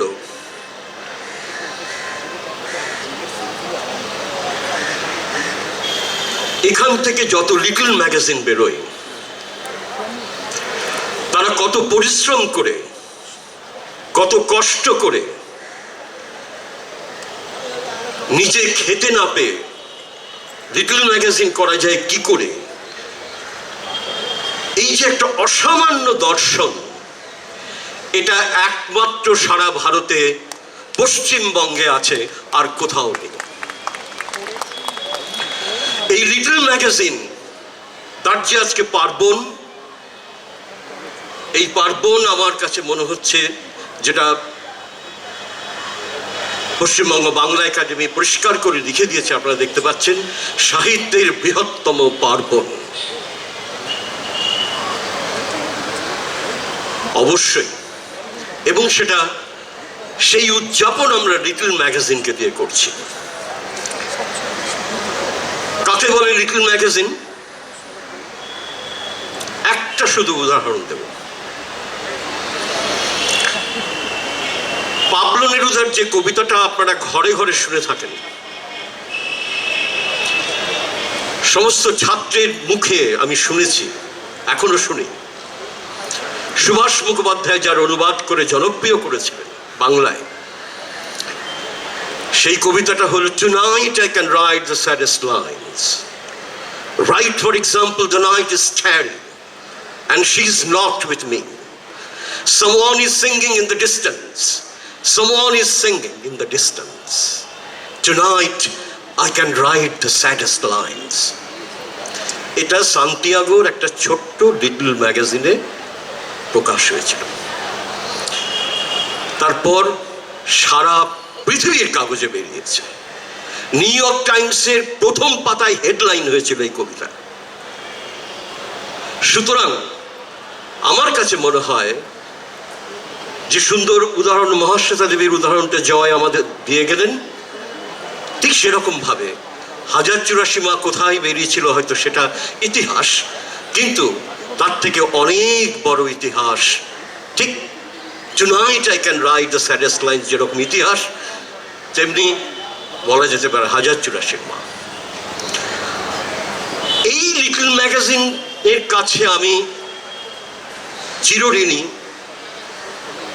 আমার জীবনের সবচেয়ে বেশি কবিতা বেরিয়েছে লিটল ম্যাগাজিনে, এমনকি কোভিডের বছরগুলোতে, এই 2 বছর এই সময়। সুতরাং লিটল ম্যাগাজিন না থাকলে আমরা কেউ এক্সিস্ট করতাম না, কেউ থাকতাম না। লিটল ম্যাগাজিন আছে বলে আমরা বেঁচে আছি। এবং এই ব্যাপারে সবচেয়ে বড় কথা যে আজকে এত সুন্দর করে জয় যখন বলছিলেন ব্রাত্যর কথা, ব্রাত্য বসুর কথা, ব্রাত্যর বেশিরভাগ লেখা তো লিটল ম্যাগাজিন, নাটকের লিটল ম্যাগাজিন অজস্র রয়েছে। ব্রাত্যর জীবনের প্রথম সাক্ষাৎকার লেখা হয়তো তার আগে লিখেছেন, সেটা একটি লিটল ম্যাগাজিনে। আজকে প্রায় প্রতিদিন আমরা সংবাদপত্রে হোক বা অন্যান্য মাধ্যমে হোক ব্রাত্য বসুর প্রায় প্রতিদিন আমরা তার সাক্ষাৎকার করছি। তাকে নিয়ে নাট্য সমাজে বিপুল উত্তেজনা, তাকে নিয়ে সাহিত্য একাডেমি পাওয়ার পর এবং বিশেষ করে তার পাওয়ার আগেও একটা বিরাট, আমি লক্ষ্য করেছি, একটা বিরাট উদযাপন চলেছে সারা বাংলা জুড়ে, শুধুমাত্র নাট্য সমাজে নয়, কবিতার জগতে, সাহিত্যের জগতে। সুতরাং সেগুলো তো সম্পূর্ণ লিটল ম্যাগাজিন নির্ভর। সুতরাং আজকে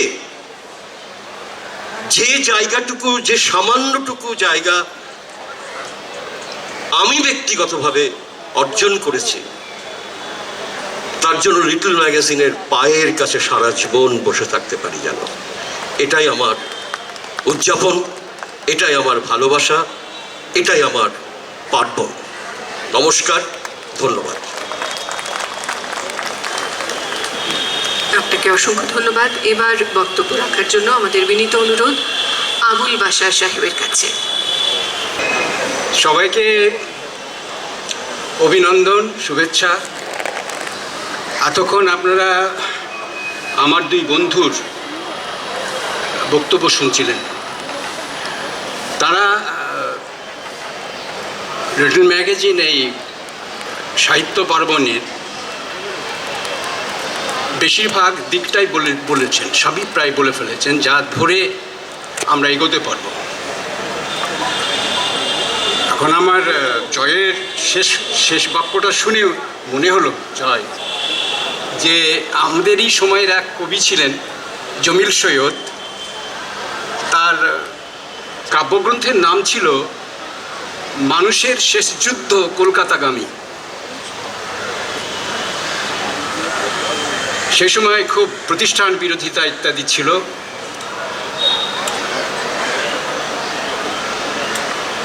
তখন এরকম নামটা আমাকে আকর্ষণ করেছিল, আজও ভুলতে পারিনি। এখন মানুষের শেষ যুদ্ধ কলকাতাগামী কেন? তখন কলকাতা কেন্দ্রিক ছিল, একটাই কেন্দ্র ছিল কলকাতা। এখন কিন্তু বর্তমান যে আমাদের মুখ্যমন্ত্রী এবং আমাদের শিক্ষামন্ত্রী, এরা কিন্তু ক্রমাগত কেন্দ্রকে বিকেন্দ্রীকরণের দিকে যাচ্ছেন। দেখুন, গ্রামের ছেলে কখনো ফার্স্ট হতো না, এখন হয়, মানে হায়ার সেকেন্ডারি পরীক্ষায়। গ্রাম থেকে লিখে এখন দিব্যি বড় লেখক হওয়া যায়, সেই সুযোগ বেড়ে গেছে। এখন আমার যেটা বলবার কথা, আমি একটা দিক মাত্র বলবো, কারণ সব দিক ছড়িয়ে যেতে পারে। আমি শুধু একটা সূত্র বলতে চেয়েছি। আমি বিশ্বাস করি যে রেনেসা জিনিসটা, মানে নবজাগরণ যেটা বলি আমরা, সেটা একবার হওয়ার নয়, এটা বারবার হয় পৃথিবীতে।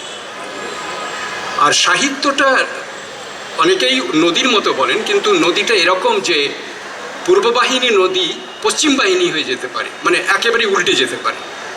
সাহিত্যে এটা হয়, সম্পূর্ণ নতুন সুর, অনালোকিত দিক, এগুলো হয়।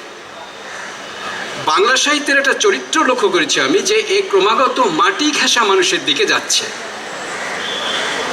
মানে একেবারে তলার দিকে যে মানুষ রয়েছে সেই দিকে যেতে চাইছে। মধ্যবিত্ততাকে এড়িয়ে মহাশ্বেতাই তার বড় দৃষ্টান্ত।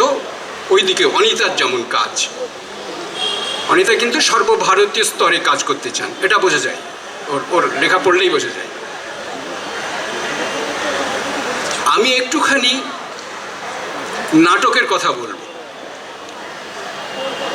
এই যে আমি মনে করি দুটো রেনেসা আমাদের আছে, চারটে রেনেসা আছে। চারটে কি? একটা হচ্ছে আরব পারস্য রেনেসা, আর একটা হচ্ছে ইউরোপীয় রেনেসা, আর বাঙালির দুটো রেনেসা, মানে সিটি রেনেসা, একটা কলকাতাকে কেন্দ্র করে আর একটা ঢাকাকে কেন্দ্র করে। আমরা তাহলে কি করব? আমরা কি কোনো একটা নবজাগরণ ঘটাতে পারি? এইটা আমার ভাবনার বিষয়। ব্রাত্য বসুর নাটকের একটি নাটকের কথা আমি বলবো, যেটা আমি নিজে দেখেছি, তার মানে থিয়েটারটা দেখেছি, সেটা মির্জাফর। মানে মুর্শিদাবাদে উনি যেখানে গেছেন সেখান থেকেই ঠিক যেটা তুলে নেওয়ার যোগ্য কাজ, যেটা দরকার, সেটা করতে পেরেছেন। এটা তার বহুমুখী প্রতিভার একটা বিশিষ্ট লক্ষণ, যেটা ঠিক নিতে হবে, ঠিক নির্বাচন। ওর যেটা আমাকে মুগ্ধ করে, ওর নির্বাচন। কি লিখব? আমি মুর্শিদাবাদের ছেলে, আমার বারবার মনে হয়েছে যে মির্জাফরকে নিয়ে তো একটা উপন্যাস লেখা যায়। এখন এই যে মুর্শিদাবাদ মানে হচ্ছে, কিন্তু মনে রাখতে হবে, একটা প্রত্যক্ষত ইরান বসে আছে ওখানে এখনো, মানে পারস্য। পারস্যের তো পুরনো নামটা আবার ফিরে এসছে, এখন ইরান নাম হয়েছে। তিনি যে পটভূমিতে নাটকটিকে নিয়ে গেছেন, সেটা কিন্তু পাশ্চাত্যের কিছু নয়, প্রাচ্যেরই, এবং তা ইরান নির্ভর। যার ফলে ওই নাটকটা দেখতে দেখতে আমি শুধু ভাবছিলাম যে কি বলে, প্রহসন যখন নাটকে মেশে, ঐতিহাসিক নাটকের মধ্যে যখন প্রহসন দেখি, তখন মনে হয় যে নাটকটাই অন্য চেহারা নিল, একটা অন্য দিকে এগিয়ে গেল। আমি শুধু ভেবেছি, এটা করলেন কি করে উনি? এ তো আমার মতো লোকের করার কথা। নাটক যদিও আমি কোনোদিনই লিখতে পারবো বলে মনে হয় না, কিন্তু উপন্যাস তো আমি লিখতে পারতাম, করতে পারিনি। রুশ সাহিত্য কতভাবে পড়েছি আমরা, কিন্তু সেখান থেকে যে ফিওদর নামে নাটক হতে পারে, আল্লাহ, এও আমার মাথাতে আসেনি। যার ফলে এটা কিন্তু একেবারে স্তুতি নয়, এটা আমি বলতে চাইছি যে একটা কি শিখবো আমরা। জয় বললো আমি এখনো শিখছি, আমিও বলছি এখনই শিখছি। সেটা হলো যে কোন বিষয় আমি লিখব। বাঙালিকে যুক্ত করেছেন এই মির্জাফরে, ইরানকে যুক্ত করেছেন, ইউরোপকে যুক্ত করেছেন, বিবিধ ধারাকে আত্মসাৎ করেছেন। তারপর একটা অপূর্ব সুন্দর একটা থিয়েটার আমরা দেখলাম, এটা করেছেন তিনি। বহুমুখী প্রতিভা তো বটে, এরকম নেই, জয় ঠিক বলেছেন, সত্যি ভারতবর্ষে নেই এখন। তার নেতৃত্বে আমি শুধু ভাবছিলাম, এখানে অনুপ্রেরণা কথাটা বদলে কি উদ্যোগ কেন হলো? উদ্যোগ আরো স্পষ্ট শব্দ, অনুপ্রেরণার কথাটার মধ্যে একটু কবিত্বের গন্ধ থাকলে ওটা অস্পষ্ট শব্দ। আমি জানি না, এটা বোধহয় আমাদের ব্রাত্য বসুই করেছেন। উদ্যোগ কিন্তু পরিষ্কার কথা, বুঝতে কোনো অসুবিধা হচ্ছে না। তার নাটকের যে স্বচ্ছতা, তাও খুব আশ্চর্য হয়ে আবিষ্ট করে দেয়। তার নেতৃত্বে আমি অন্তত, এই যে জয় যাদের নাম বললেন, আমরা প্রাচ্য পাশ্চাত্যকে মেলাতে পারি, একটা অপূর্ব সুযোগ এসেছে। আমাদের বন্ধু কি বলে, সুবোধ, ও আন্তর্জাতিক জ্ঞান আমাদের দিতে পারবেন, ধারণা দিতে পারবেন, যাতে সমৃদ্ধ হব। কবিত্বের যত রকমের প্রাকাশটা হতে পারে, যত রকমের কবিতার গূঢ় দিক হতে পারে, তার চেতনার দিক হতে পারে, সে আমরা জয়ের কাছ থেকে পাবো। এখানে আরও কবি যারা আমাদের রয়েছেন, অভিক রয়েছেন, প্রসূন রয়েছেন, তারা নতুন নতুন ধরনের সাহিত্যকে নিয়ে যেতে পারবেন নতুন দিকে। প্রচলিত রয়েছে গদ্য সাহিত্যের অন্য এক ধারা, খুব জনপ্রিয় ধারাটাকেও কিন্তু সমৃদ্ধ করছে। এক্ষেত্রে শিক্ষার কোনো শেষ নেই। আমি যত গ্রহণ করতে পারবো আমি তত সমৃদ্ধ করতে পারবো, এই সহজ কথা। যেটা ব্রাত্য বসু করেছেন এটা আপনাদের বলে দেওয়া দরকার। সেটা হচ্ছে যে অনগ্রসর শ্রেণীর মানুষকে উনি অনগ্রসর শ্রেণীর মানুষ হিসেবে দেখছেন এবং উনি চাইছেন যে এই অনগ্রসর মানুষদের, সেটা দলিত হতে পারে, মুসলিম হতে পারে, তাদের দরজা খুলে দেওয়া, তাদের অভিব্যক্তি ঘটানো। রবীন্দ্রনাথ বলেছিলেন একটা কথা, আজও তা প্রতিপালিত হয়নি। বলেছেন যে বাঙালি অনগ্রসর মুসলিম সমাজ, তার ভেতর থেকে প্রতিভাকে উঠে আসতে হবে তাদের জীবনকে মেলে ধরবার জন্যে।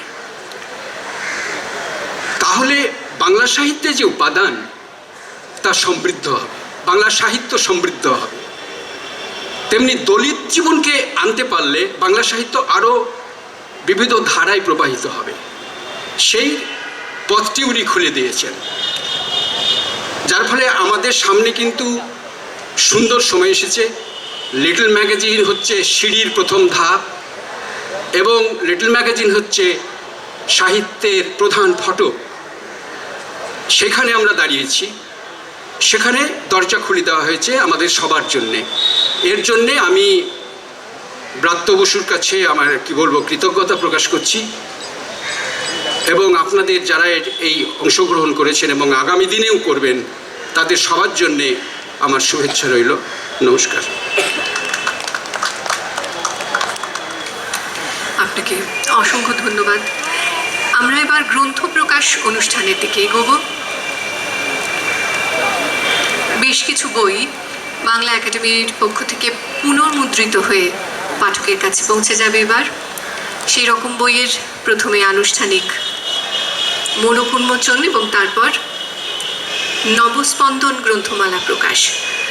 মাননীয় মন্ত্রী ব্রাত্য বসুর কাছে প্রথম বইটি মোড়ক উন্মোচনের জন্য অনুরোধ জানাবো।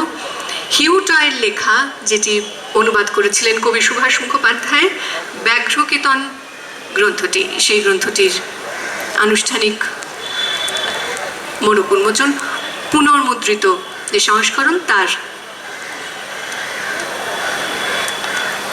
নতুনভাবে তা পৌঁছচ্ছে পাঠকের কাছে।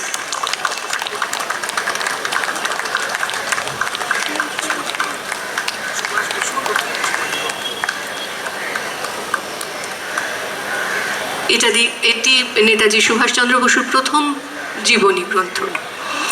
আমরা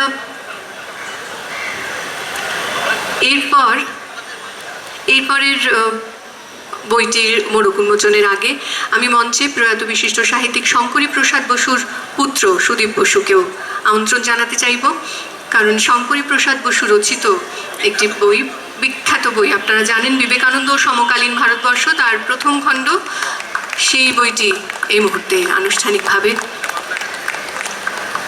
প্রকাশিত হলো। বাংলা একাডেমি এই বইটি প্রকাশ করলো।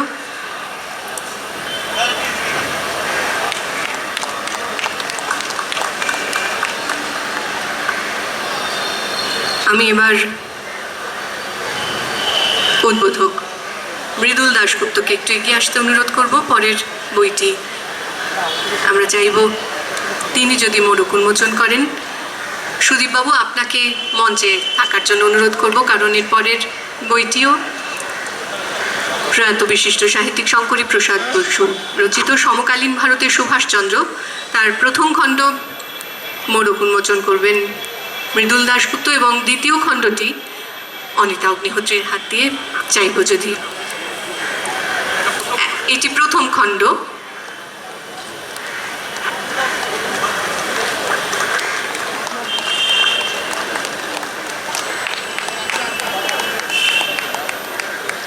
এই বইটিরই দ্বিতীয় খণ্ডের মোড়ক উন্মোচন করবেন অনিতা অগ্নিহোত্রী। সুদীপবাবু, সমকালীন ভারতে সুভাষচন্দ্র বইটির দ্বিতীয় খণ্ড, তার মোড়ক উন্মোচন।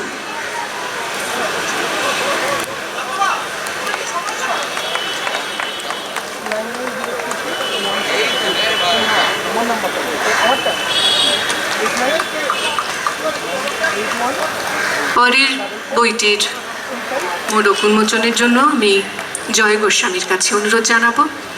সাহিত্য মেলা ফিরে দেখা স্মারক গ্রন্থ, স্বাধীনতা এবং দেশ বিভাগের পরবর্তী 5 বছরের সাহিত্যের সকল শাখার পর্যালোচনা। এই বইটি ফিরে দেখা। সুদীপ বাবু, আপনাকে ধন্যবাদ।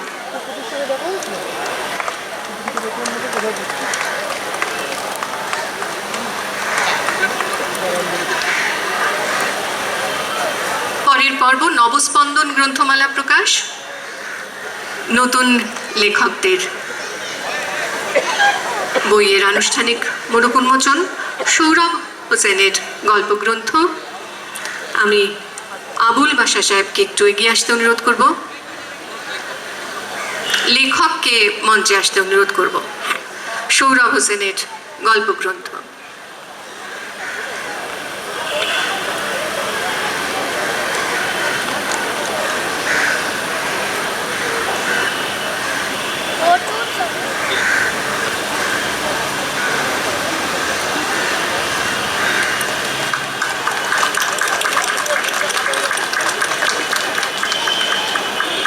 প্রচিত গুপ্তর কাছে এবারে বইটির মোড়ক উন্মোচনের জন্য আমাদের অনুরোধ রইল।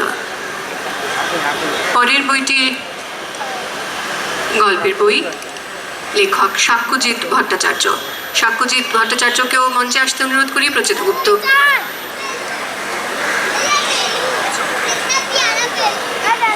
মোড়ক উন্মোচন করছেন। নবীন লেখকদের বই বাংলা একাডেমি যা নিয়ে আসছে পাঠকদের কাছে এই মুহূর্তে সেই রকমই 4টি বই, যার একটি আমরা দেখলাম।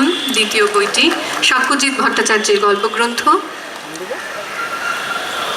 মোনালিসা রহমানের কাব্যগ্রন্থের মোড়ক উন্মোচন। সুবোধ সরকার, আপনার কাছে আমাদের বিনীত অনুরোধ।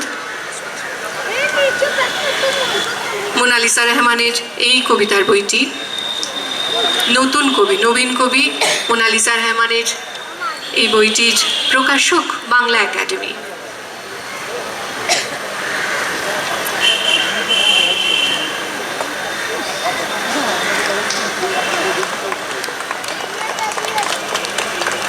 শ্রীজাতর কাছে এবার একটু অনুরোধ রইল। কবি অনিমিক পাত্র, নবীন কবি অনিমিক পাত্রের কবিতার বই, প্রকাশক বাংলা একাডেমি, যার আনুষ্ঠানিক মোড়ক উন্মোচন করছেন শ্রীজাত।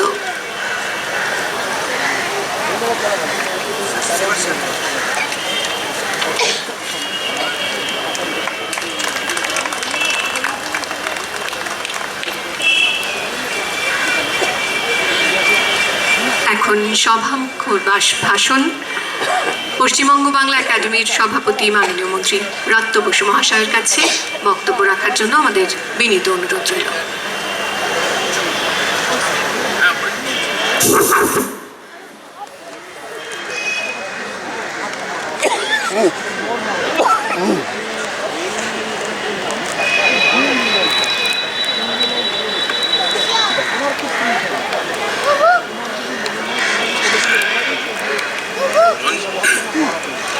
মঞ্চে উপবিষ্ট আজকের এই লিটল ম্যাগাজিন মেলার উদ্বোধক, সম্মানীয় সাহিত্যিক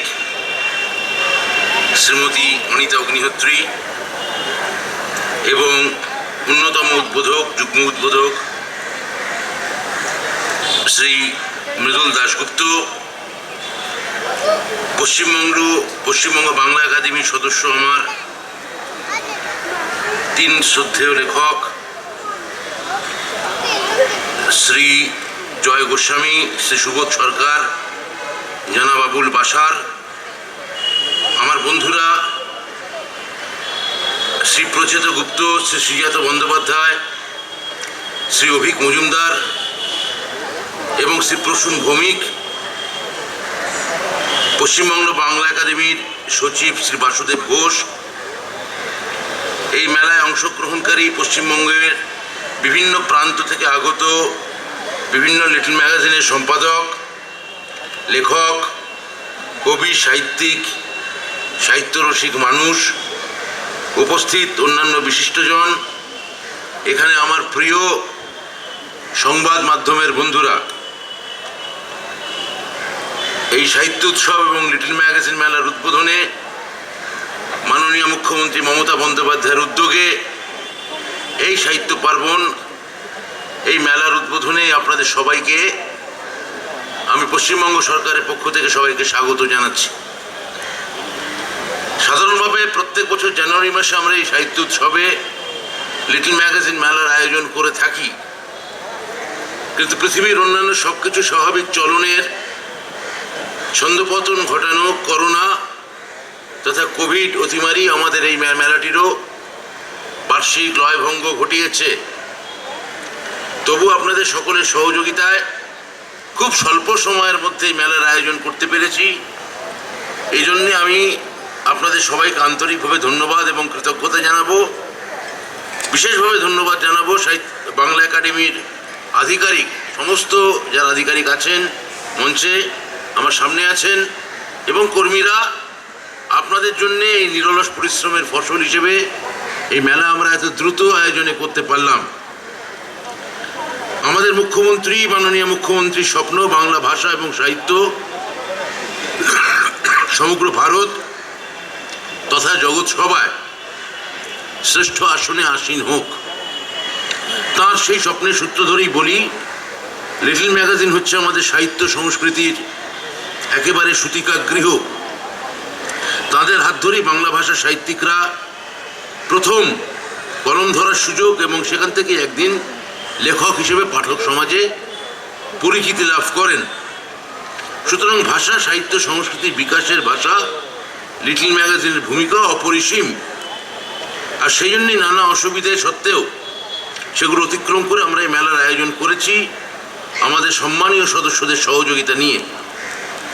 খুব ভালো লাগছে আপনাদের সবাইকে এটা জানাতে পেরে যে এই মেলায় অংশগ্রহণ করছে মোট 340টি লিটল ম্যাগাজিন তথা তাদের কবি, গল্পকার, নিবন্ধকার, সম্পাদক এবং সংস্কৃতির আঙিনার বিশিষ্টজন।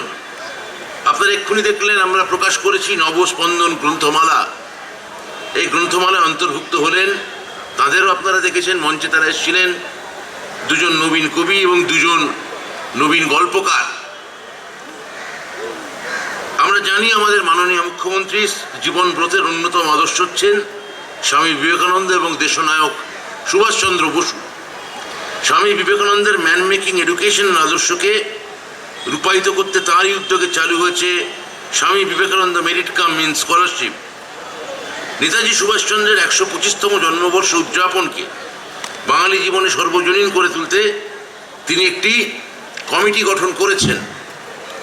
স্বামী বিবেকানন্দ নিয়ে চর্চার চিরায়ত সুবৃহৎ গ্রন্থমালা আমাদের সবার শ্রদ্ধেয় অধ্যাপক শঙ্করী প্রসাদ বসু, তার লেখা বিবেকানন্দ এবং সমকালীন ভারতবর্ষ। আপনারা দেখলেন এই গ্রন্থমালার প্রথম খণ্ড আজ আমরা প্রকাশ করতে পারলাম। আমাদের দৃঢ় বিশ্বাস স্বল্প সময়ের মধ্যেই বাকি খণ্ডগুলি আমরা প্রকাশ করতে পারব। নেতাজি সুভাষচন্দ্র বসুর 125তম জন্মবার্ষিকী উদযাপনের অঙ্গ হিসেবে মাননীয় মুখ্যমন্ত্রীর নির্দেশিত পথেই আমরা আজ প্রকাশ করলাম হিউ টয়ের লেখা সুভাষচন্দ্র বসুর প্রথম জীবনী দ্য স্প্রিঙ্গিং টাইগারের গ্রন্থটির কবি সুভাষ মুখোপাধ্যায় কৃত অনুবাদ ব্যাঘ্রকেতন। 2 খণ্ডে রচিত শঙ্করী প্রসাদ বসুর সমকালীন ভারতের সুভাষচন্দ্র বইটিরও আজ আনুষ্ঠানিক প্রকাশ হলো, সেটা আপনারা দেখেছেন। আমরা আমাদের সামনে কতগুলি উল্লেখযোগ্য কাজের পদক্ষেপ এবং লক্ষ্য নিয়েছি, সে কথায় অন্য একদিন বারান্তরে আপনাদের সঙ্গে বিনিময় করা যাবে। আজ আর বেশি সময় নেব না। আমার খুব ভালো লাগলো যে আমি যাদের লেখা পড়ে, বিশেষত যে 3 কবি এখানে আমার সঙ্গে বসে আছে, শ্রী জয় গোস্বামী, শ্রী সুবোধ সরকার এবং শ্রী মৃদুল দাশগুপ্ত, আমার যখন 11-12 ক্লাসে আমরা পড়ি তখন থেকে এদের কবিতা আমি পাঠক এবং তাদের সঙ্গে আমি আজকে মঞ্চ বিনিময় করতে পারলাম। বাসারদা বা অনিতাদির লেখা তারও একটু পরে পড়তে শুরু করেছি, প্রচেতদার লেখা তারও পরে পড়তে শুরু করেছি, এবং একই সঙ্গে জয় গোস্বামী, সুবোধ সরকার, মৃদুল দাশগুপ্ত এবং আবুল বাসার, আমাদের অভিক মজুমদার, শ্রীজাত বন্দ্যোপাধ্যায়, আমি মঞ্চে আরও 2 জনের কথা, বিশিষ্ট মানুষের কথা বলতে আমি বিস্মৃত হয়েছি। তার জন্য আমি 2 জনের কাছে ক্ষমা চেয়েছি। তারা 2 জনেই আমার সিনিয়র আশা করি তারা মনে করবেন না। লেখক এবং প্রকাশক শ্রী ত্রিদীপ চট্টোপাধ্যায় এবং প্রকাশক শ্রী সুধাংশু শেখর দে, এই দুজন আমাদের মঞ্চে আলোকিত করে আছেন। তো যাই হোক, এই এতজন মানুষের যাদের লেখা পড়ে বড় হওয়া, যাদের লেখা পড়ে শেখা, এবং আমার যারা অনুজ প্রতিম বন্ধু, যারা শ্রীজাত হোক, অভিক আমার বা প্রসূন, আমরা একসময় কলেজ স্ট্রিট একসঙ্গে সময় কাটাচ্ছি যখন আমরা ছাত্র বয়স, ওরা আমার বন্ধুবৎ। কিন্তু বাকি যারা বসে আছেন তাদের লেখা পড়ে আমার সত্যিই কবিতা, বাংলা কবিতার সঙ্গে যতটুকু যোগাযোগ স্থাপন আমাদের মতো লোকেদের পক্ষে করা সম্ভব, কিন্তু সেইটা আমরা করতে পেরেছিলাম। আমার ভালো লাগলো যে আজকে তাদের সঙ্গে মঞ্চ বিনিময় করতে পারলাম। এবং আমি আবার বলি যে দুটো ছোট ছোট ঘটনা বলে আমি শেষ করতে চাই। সেটা হচ্ছে, ওই কবি বা সাহিত্যিকদের নিজস্ব অনেক টেনশন থাকে, সেই টেনশনের নিয়েই বেশি গল্প চর্চা হয়। মানে আমি কিছুদিন আগে নিজের একটা কাজ করতে গিয়ে দেখছিলাম যে, এবং এটা সারা পৃথিবীতে সত্য, যারা একই পেশায় থাকেন, একই পেশায় থিয়েটার করেন বা ছবি বানান বা লেখেন, তাদের মধ্যে এক ধরনের বিততি কাজ করে। তো আমি সেই দেখছিলাম যে যখন বার্টোল্ট ব্রেস্ট যখন ওই 41 সালে আমেরিকায় গেলেন এবং তখন হিটলার বিরোধী কী পদক্ষেপ নেওয়া হবে, তখন জার্মান শরণার্থী লেখকরা ওখানে সব জড়ো হওয়ার চেষ্টা করছিলেন। তা থমাস মান বলেছিলেন যে, ব্রেস্ট থাকলে আমি ওই সভায় আমি যাব না। আবার খুব টেনশনের সম্পর্ক ছিল মিকেল এঞ্জেলোর সঙ্গে রাফেল যদি মিকেল এঞ্জেলো থেকে বয়সে ছোট চিত্রশিল্পী। তো মিকেল এঞ্জেলোর একটা ছবি একজন ওই ব্যবসায়ী, এবং মাঝখানের লোকরা তো ঢুকে পড়ে এদের মাঝখানের লোকেদের বেশি উৎসাহ থাকে এগুলো বাঁধিয়ে দেওয়া বা গোলযোগ বাড়ানো বা কমানো। তো সেরকম একজন ব্যবসায়ী এসে বলেছিলেন, চিত্র ব্যবসায়ী, যে ভাবতে পারেন যে মিকেল এঞ্জেলো এই টাকাটা চেয়েছে, একটা বড় টাকার অঙ্কের কথা তিনি বলেন। রাফেল ছবিটা তখন দেখতে চান এবং রাফেল বলেন যে এই টাকাটা চেয়েছে, সত্যি লোকটা মূর্খ, যদি তোমার থেকে 5 টাকা চেয়ে থাকো 10 টাকা উচিত ছিল, এই ছবিটা এত দামি, এত ভালো। তাহলে দুটো গল্পই সত্য। ওই ফয়েজ ভাঙ্গার বা আমাদের জোহানেস বেকার, এরা যখন জড়ো করছেন ব্রেস্ট বা টমাস মানকে, তাদের মধ্যে নিজস্ব যে সমীকরণ ছিল বা টেনশন ছিল সেটা সত্য। আবার পারস্পরিক শ্রদ্ধাবোধ, যেটা আজকে জয়দার লেখায়, জয়দার বক্তব্যে গভীরভাবে উঠে এলো। তার জন্যে আমি এদের সবাইকে, এবং এতজন মান্য লেখক আজকে আমি তাদের সঙ্গে মঞ্চে থাকতে পারলাম, এটা আমার পক্ষে অত্যন্ত গর্বের কথা। যে মেলার থেকে যারা এখানে এসছেন, স্টল নিয়েছেন, আপনাদের সবাইকে অনেক অভিনন্দন। আপনারা এই গভীর অতিমারিক অতিক্রম করে আপনাদের জন্যেই এই বাংলা সাহিত্য, বাংলা সংস্কৃতি, তার ধারা আরও আগামী দিনে পল্লবিত হয়ে উঠবে। সবাইকে অনেক নমস্কার, ধন্যবাদ।